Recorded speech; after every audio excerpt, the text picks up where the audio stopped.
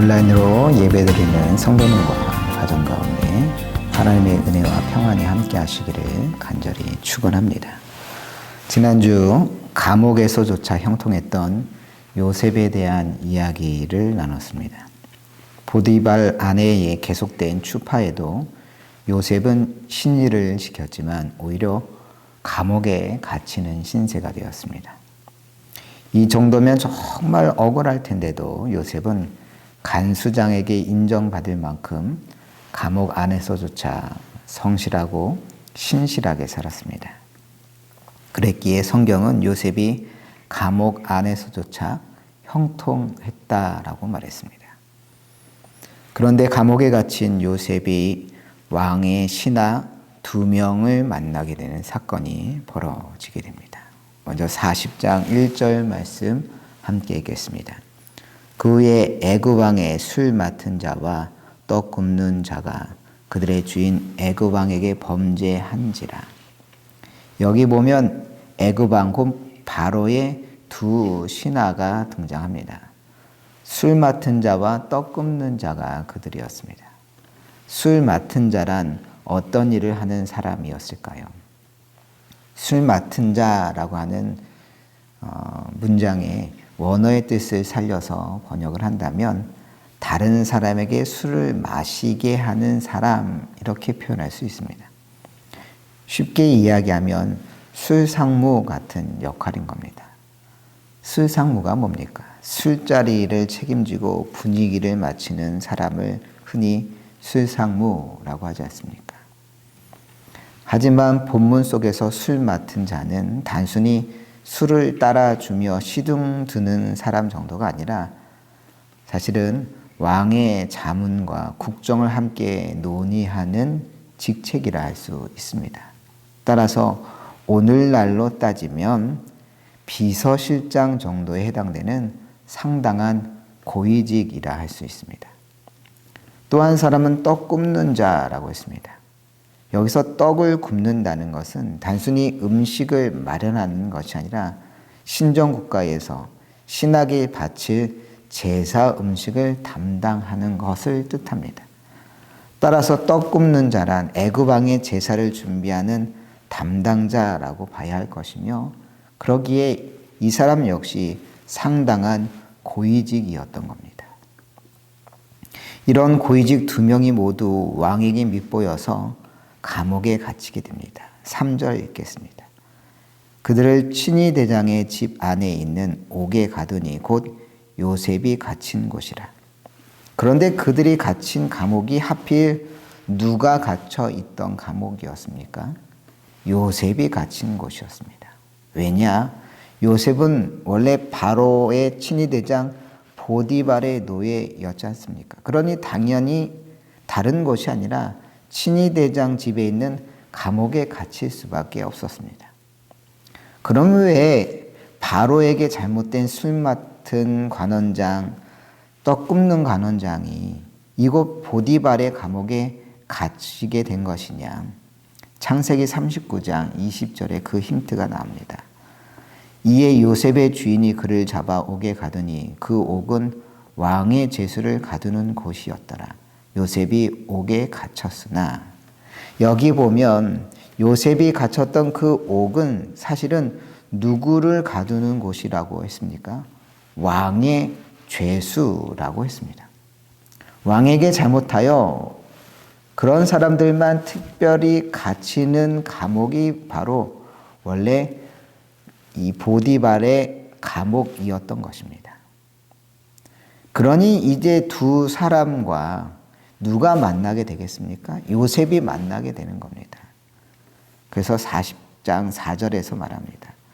친위 대장이 요셉에게 그들을 수종되게 하매 요셉이 그들을 섬겼더라. 그들이 갇힌 지 여러 날이라. 요셉이 바로 이 술 맡은 관원장, 떡 맡은 관원장을 섬기게 된 겁니다. 그런 어느 날 술 맡은 관원장과 떡 굽는 자 모두 꿈을 꾸게 됩니다. 5절입니다. 옥에 갇힌 애굽 왕의 술 맡은 자와 떡 굽는 자 2사람이 하룻밤에 꿈을 꾸니 각기 그 내용이 다르더라. 자신이 꾼 꿈이 무슨 의미일지 알 길이 없는 이 술 맡은 자와 떡 굽는 자가 고민에 빠지자 이때 꿈을 해석해 주겠다고 나선 사람 역시 누구였습니까? 요셉이었죠. 8절 읽겠습니다. 그들이 그에게 이르되 우리가 꿈을 꾸었으나 이를 해석할 자가 없도다. 요셉이 그들에게 이르되 해석은 하나님께 있지 아니하니이까 청하건대 내게 이르소서. 요셉은 내게 일러달라고 그 꿈의 내용을 나에게 말하면 내가 해몽해 주겠다라고 말합니다. 왜 이렇게 이야기했느냐? 어렸을 때 요셉의 별명이 뭐였습니까? 꿈꾸는 자였습니다. 그런데 이 8절에서 더 중요한 것은 무엇이냐? 해석은 누구께 있다고 말하고 있습니까? 하나님께 있다고. 요셉은 하나님께 그 꿈의 해석의 의미도 달려 있으니 내가 하나님의 뜻에 따라서 그 꿈을 해몽해 주겠다라고 말한 겁니다. 그래서 요셉은 술 맡은 간원장과 떡 굽는 간원장의 꿈을 하나님의 뜻에 따라서 해석해 주게 되는데 먼저 떡 굽는 간원장의 꿈에 대해서 19절과 같이 말합니다. 지금부터 사흘 안에 바로가 당신의 머리를 들고 당신을 나무에 달리니 새들이 당신의 고기를 뜯어 먹으리이다 하더니 무슨 이야기겠습니까? 사흘 안에 당신이 처형될 거다라고 하는 이야기였습니다. 하지만 술 맡은 간원장의 꿈은 정반대로 해석해 줍니다. 13절입니다. 지금부터 사흘 안에 바로가 당신의 머리를 들고 당신의 전직을 회복시키리니 당신이 그 전에 술 맡은 자가 되었을 때에 하던 것 같이 바로의 잔을 그의 손에 드리게 되리이다. 사흘 안에 복직하게 될 거라는 이야기였죠. 사실 더 중요한 이야기가 꿈에 대한 해석을 해준 다음에 나오는 이야기입니다. 요셉이 술 맡은 간원장의 꿈을 해몽해 준 이후에 뭐라고 하느냐? 14절 읽겠습니다. 당신이 잘 되시거든 나를 생각하고 내게 은혜를 베풀어서 내 사정을 바로에게 아뢰어 이 집에서 나를 건져 주소서. 내가 해몽해 준 것처럼 일이 잘 풀려서 복직이 된다면 아직 감옥에 갇혀 지내는 나 요셉을 잘 기억해 달라고, 그래서 나갈 수 있게 해달라고 부탁했던 겁니다. 이후 술 맡은 간원장은 어떻게 되었느냐? 21절 읽겠습니다. 바로의 술 맡은 간원장은 전직을 회복하며 그가 잔을 바로의 손에 받들어 드렸고 요셉이 해몽해 준 대로 술 맡은 간원장은 복직하게 되었다는 겁니다. 그러면 복직한 간원장은 요셉을 기억하고 그의 부탁을 들어주게 되느냐? 23절 읽어봅니다. 술 맡은 간원장이 요셉을 기억하지 못하고 그를 잊었더라. 술 맡은 간원장은 요셉을 뭐하지 못했다고요? 기억하지 못하고 잊어버렸다는 겁니다.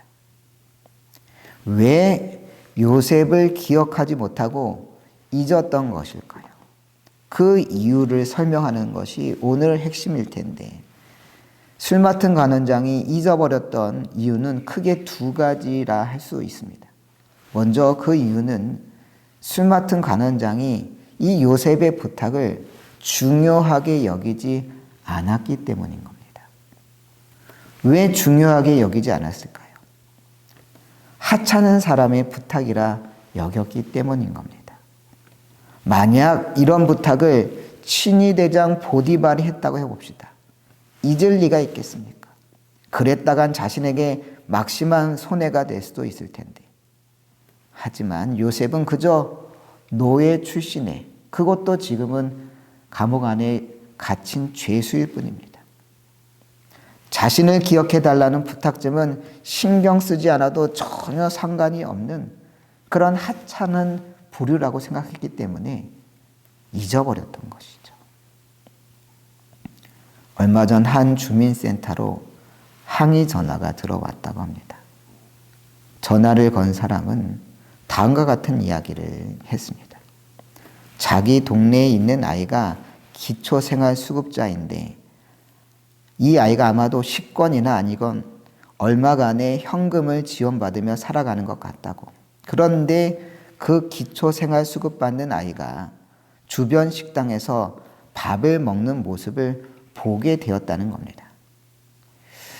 그래서 그게 뭐가 문제인가 했더니 그 음식점이 일반 음식점보다 좀 더 가격이 나가는 질 좋은 돈가스를 파는 유명 체인점이었다고 합니다.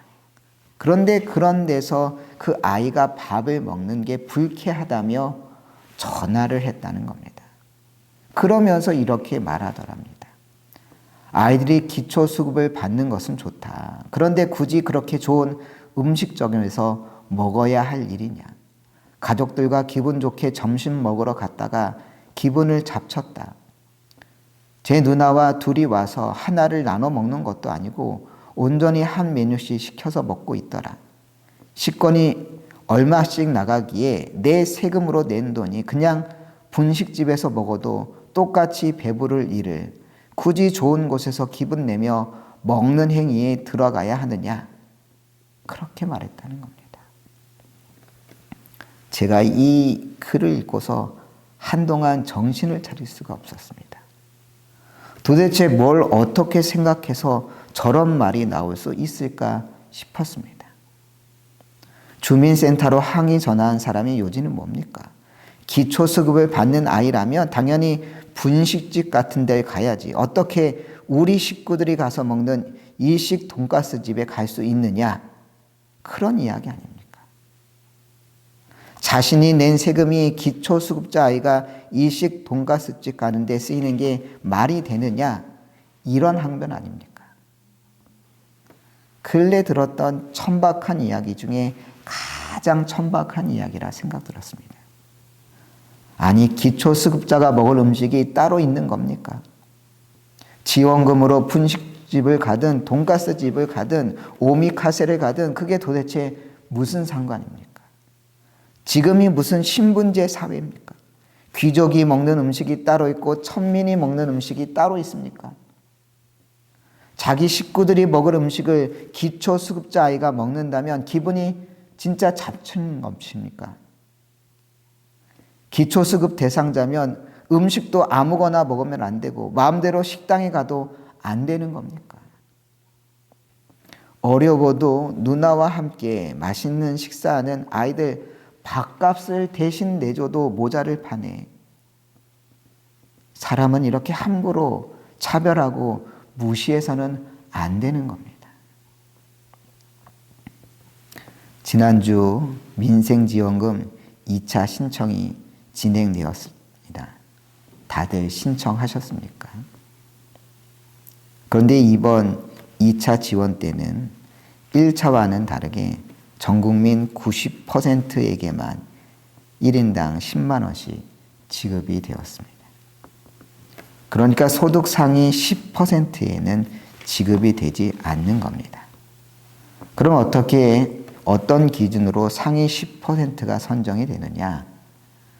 찾아보니까 건강보험료 본인 부담금 기준 상위 10% 혹은 재산세 과세표준 합계액이 12억이 초과인 경우 또는 주식 등의 금융소득이 한 해 2천만 원 초과인 경우 지원에서 제외된다는 겁니다. 그런데 이런 기준으로 제외되는 사람이 있다 보니 불만이 터져 나오기도 했습니다. 왜 나는 못 받냐? 내가 무슨 재벌이나 되는 줄 아느냐? 그냥 월급쟁이일 뿐인데 왜 나만 제외되느냐? 사실 큰 금액이 아니라도 남들 다 받는 돈 자신만 받지 못한다면 분명 아쉬울 수 있습니다. 이해가 안 가는 게 아닙니다. 하지만 상위 10% 안에 든다는 거 조금만 생각해 보면 대단히 감사할 일 아닙니까?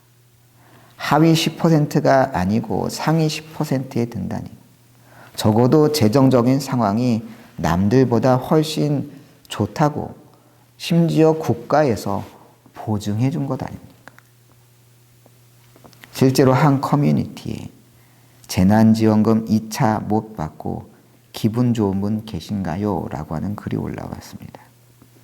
그 글에는 다음과 같은 내용이 적혀 있었습니다. 대충 짐작했지만 확인해 보니 역시나 대상이 아니라고 나오네요. 근데 은근히 이게 기분 좋습니다. 내가 상위 10%라니. 다들 불만이 많으신 것 같아서 반대 경우 이야기를 올려봅니다. 상위 10%라고 똑같이 민생지원금을 못 받았지만 어떤 사람은 왜 나만 못 받냐고 항의하고 불평했지만 또 어떤 사람은 자신이 상위 10%에 든다는 점이 너무 기분 좋았다고 말하기도 했다는 겁니다. 오늘 본문 속 술 맡은 관원장은 은혜를 너무 쉽게 잊어버린 사람이었습니다. 그런데 우리가 바로 그렇게 말하곤 합니다. 속담에도 그런 말 있지 않습니까? 화장실 들어갈 때 다르고 나올 때 다르다. 무슨 말이겠습니까? 배탈이나 급할 때 정말 간절한 마음으로 화장실을 찾지만 막상 볼 일이 끝나고 나올 때는 화장실 뭐 이렇게 더러워 라고 하면서 욕한다는 것이죠. 그런 우리를 향해 호세아 13장 6절은 말합니다. 그들이 먹여준 대로 배가 불렀고 배가 부르니 그들의 마음이 교만하여 이로 말미암아 나를 잊었느니라. 왜 마음이 교만해졌다고 했습니까? 배가 불렀기 때문입니다. 배가 고플 때는 하나님 앞에 겸손히 엎드려 간구하더니 배가 부르니 이게 다 내 덕분인 것처럼 착각하며 하나님의 은혜를 잊어버린다는 것입니다. 바로 술 맡은 관원장이 그러했습니다. 아쉬울 때 요셉의 그 이야기가 그렇게 힘이 되고 소망이 됐지만 왕궁에 복직하자 요셉의 부탁 따위는 잊은 지 오래되었던 겁니다. 그런데 우리도 그럴 때가 많다는 것이죠. 배부를 때, 등 따실 때 잊지 않고 하나님의 은혜를 기억할 수 있는 여러분 되시길 바랍니다. 하나님의 은혜를 잊지 않고 기억하는 자, 그분께 감사하는 자, 분명 주님께서 더 큰 은혜와 복을 허락하실 줄로 믿습니다. 술 맡은 관원장이 요셉을 기억하지 못한 이유는 또 한 가지, 두 번째 이유가 있습니다. 본문 22절을 읽어봅니다. 떡 굽는 관원장은 매달리니 요셉이 그들에게 해석함과 같이 되었습니다. 떡 굽는 관원장은 교수대에 매달렸다는 이야기입니다. 누가 해석해 준 것처럼, 요셉이 그들에게 해석해 준 것처럼 이렇게 명백한 상황이었음에도 술 맡은 관원장은 어떻게 했다고요? 23절 다시 읽어봅니다. 술 맡은 관원장이 요셉을 기억하지 못하고 그를 잊었더라. 이상하지 않습니까? 어떻게 술 맡은 관원장은 요셉이 해몽해 준 대로 자신은 복귀하고 떡 맡은 관원장은 교수대에 매달리는 것을 보면서도 요셉을 잊을 수 있었던 것일까요? 그것은 술 맡은 관원장은 지금 자신에게 일어나는 사건을 그저 우연히 혹은 재수없어 벌어진 일증으로 여겼기 때문입니다.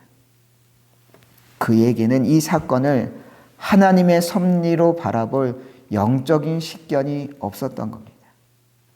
영적인 눈이 없다 보니 자신이 사흘 만에 풀려나 복직되었던 것은 그저 운이 좋아 그렇게 되는 것이고 떡 굽는 관원장이 교수대에 매달린 것은 그저 재수가 없어서 그렇게 된 것이라 치부했던 겁니다.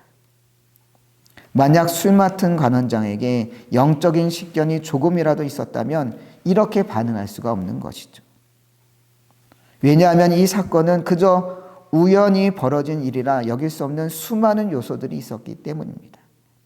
하다못해 자신의 꿈에 대해 한 번이라도 생각했다면 이 사건을 우연히 벌어진 재수없는 사건으로 여길 수 없었겠죠. 자신이 꿈을 꾸고 그 꿈을 요셉이 하나님의 뜻에 따라 해석해주고 그런데 그 해석대로 사흘 만에 풀려난다. 여러분 과연 이 일이 어찌 그냥 우연히 된 일일 수 있겠습니까? 절대 그렇지 않습니다. 요셉이 친위대장 보디발의 감옥에 갇혔을 때 술 맡은 관원장과 떡 굽는 가는장이 그곳 왕의 제수가 갇히는 감옥에 갇히게 되는 게 세상적으로 볼 땐 기가 막힌 우연처럼 보이겠지만 그건 우연이 아니라 필연이었습니다. 누구에 의한 필연이었습니까? 하나님이 이끄시는 필연이었던 것이죠.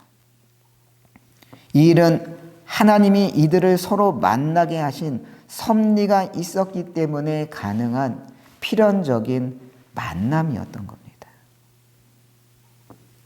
노사연이라는 가수가 있습니다.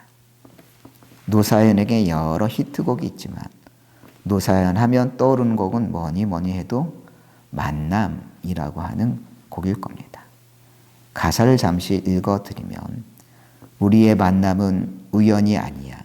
그것은 우리의 바람이어서 있기엔 너무한 나의 운명이기에 바랄 수는 없지만 영원히 태우리.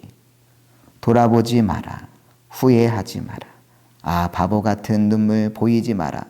사랑해, 사랑해, 너를 사랑해. 자꾸 노래가 부르고 싶어지지만 절제하겠습니다.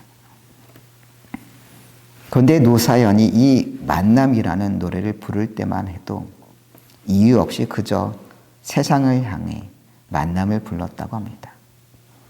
원래 그녀의 집안은 불교 집안이었던 겁니다. 그러다가 이모되는 가수 현미 씨의 권유를 통하여서 청년 시절부터 교회를 다니기 시작했지만 무늬만 그리스도인이었습니다. 인기를 얻고 많은 돈도 벌었지만 마음은 공허했습니다. 그러던 중 가수 이무송 씨와 결혼도 했지만 오히려 남편과 여러 갈등이 생겼습니다. 결혼만 하면 마음의 공허가 사라질 줄 알았는데 더 큰 외로움을 느껴야 했던 겁니다. 그런데 그런 외로움과 공허함은 오히려 주님을 찾게 하는 계기가 되었고 결국 노사연은 그런 상황 가운데 진정으로 주님을 만나게 되었다고 합니다.